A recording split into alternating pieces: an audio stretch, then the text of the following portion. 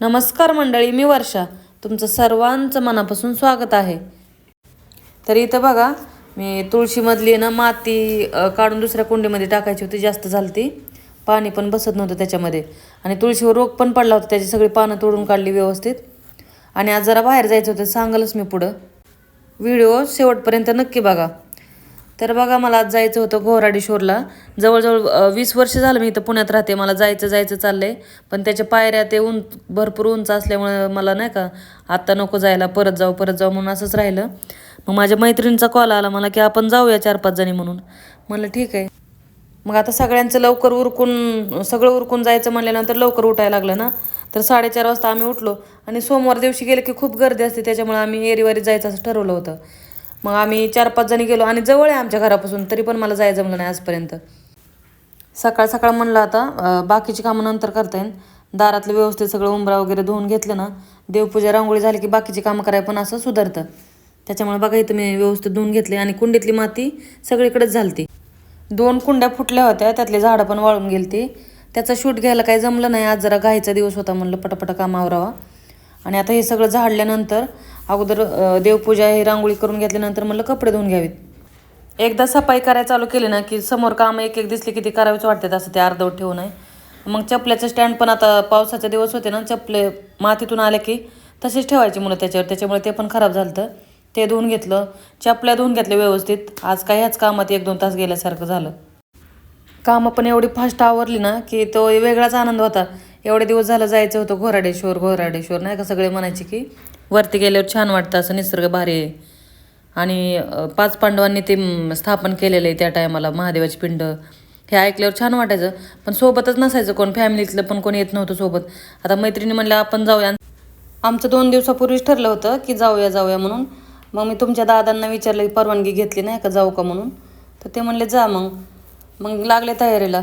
आता बघा, सगळं साफ करून घेतलंय. हे पाणी नाही व्यवस्थित पुसून घेतलं ह्या फरशीवरचं की पाय घसरतात, म्हणून 2-3 वेळेस चांगलं कोरडं करून घ्यावं लागतं त्याला. आता झाडांची मला खूप आवड आहे, पण इथं ठेवायला जास्त जागाच नाही दारात.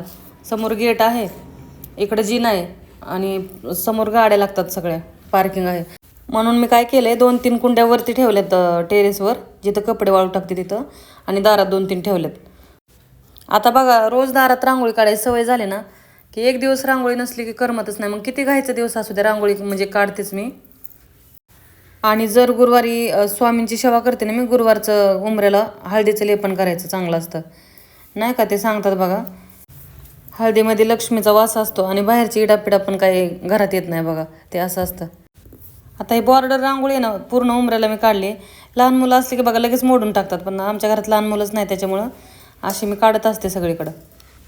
रांगोळी काढून लगेच कपडे धुवायला घेतली. अगोदरच भिजवून ठेवली होती, म्हणलं तोपर्यंत भिजते सगळं साफ करूच तर.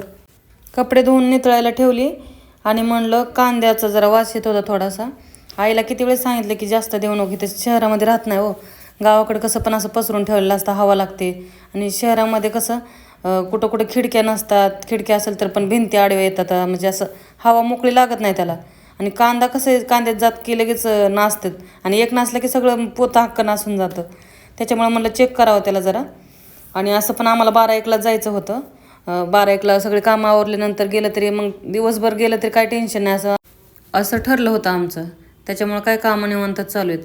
आणि स्वयंपाक तर बघा सकाळीच झालता, लवकर उठले. आणि आदित्य आणि त्याचे पप्पा तर 6 वाजता जातात निघून.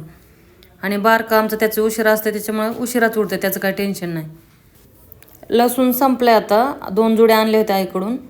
ते माझ्या नावचं एक पूर्ण असं वापस लावून टाकते, 1 वर्षभर जाईन असा. जवळजवळ 20 वर्ष झालं माझी आईच लसूण, कांदे, तिखट काय असेल ते देते. खरंच मैत्रिणींनो, आई आहे तोपर्यंतच माहेर आहेत, हे खरंच आहे. म्हणूनच ताईंनो, किती जरी बिझी असला तरी आईवडिलांची गाठ भेट घेण्यासाठी 1-2 महिन्यातून तरी एकदा जात जा विचारपूस करण्यासाठी.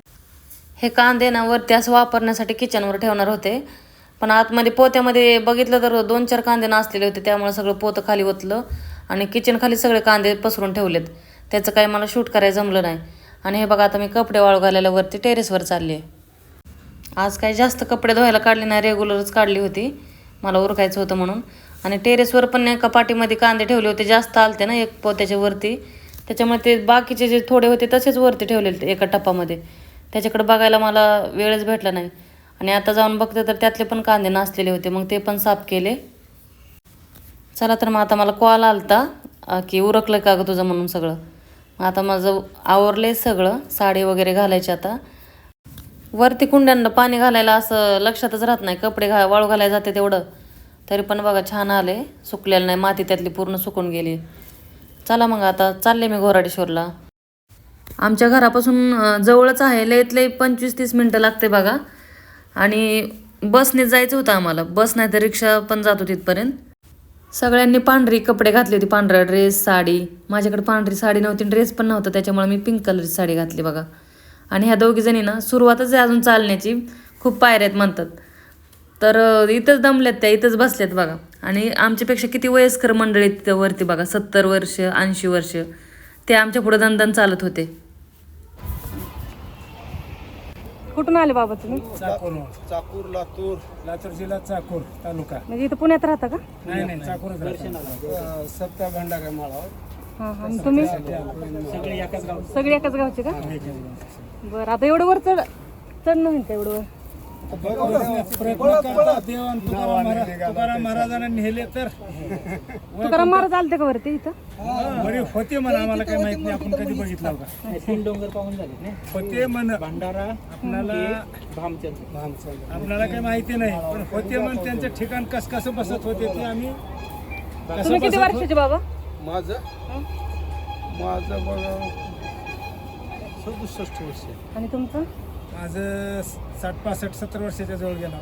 बघा किती वयस्कर मंडळी. तुमचं? आणि तुमचं बाबा? 76. तुमचं? 52. बघा. चला बघा मंडळी, ही शेवटची पिढी बरं का. एकदा जे चालायला लागले हे ते पूर्ण वरती जाऊस तर, देवापर्यंत जाऊस तर अजिबात बसले नाहीत, कुठंच दिसले नाहीत आम्हाला. आणि आम्ही 100 ठिकाणी बसत उठत चाललो बघा. ते आमच्या वडिलांच्या वयाचे, तरी पण ते त्यांचं खाणं पिणं चांगलं होतं पहिलं. तर बघा मग मंडळी, आम्ही वरती पोचलो, पण वरती एवढं डेंजर ठिकाण आहे. एन्जॉय केलं आम्ही, छान वाटलं, पण पाय घसरू शकतोय. कोणी जरी गेलं ना तरी व्यवस्थित जा वरती. आणि या डोंगराच्या वरती पण एक महादेवाचं मंदिर आहे, तिकडं आम्ही गेलो नाही, आम्हाला तिकडे जाताच आलं नाही का. तर एक वरती जाण्यासाठी 1 फूट बरंच अंतर असून 2 पाय बसतील एवढंच रस्ता आहे. तर शक्यतो कोणी तिकडं जाऊ नका वयस्कर माणसांनी. छान दर्शन झालं बघा. पण इकडं तुकाराम महाराजांची पण मूर्ती आहे, तिकडं जास्त शूट करायला जमलं नाही मला, जेवढं जमलं तेवढं मी काढलं. मी मोबाईल हातात घेतला की मैत्रिणी मला ओरडायच्या, अगं तू देवाला आली का फोटो काढायला आली, व्हिडिओज काढत बसती असं म्हणून. त्याच्यामुळे मला थोडे क्लिपा जमल्या तेवढ्या घेतल्या. आणि इथं बघा महादेवाच्या पिंडीवरचं सगळे हार फुलं ते बकरं खात होतं, जात पण नव्हतं. आणि एवढ्या उंच डोंगरावर कुत्रं मांजर सगळे कसे काय माहिती येत होते, बकरी शेरडी सगळं.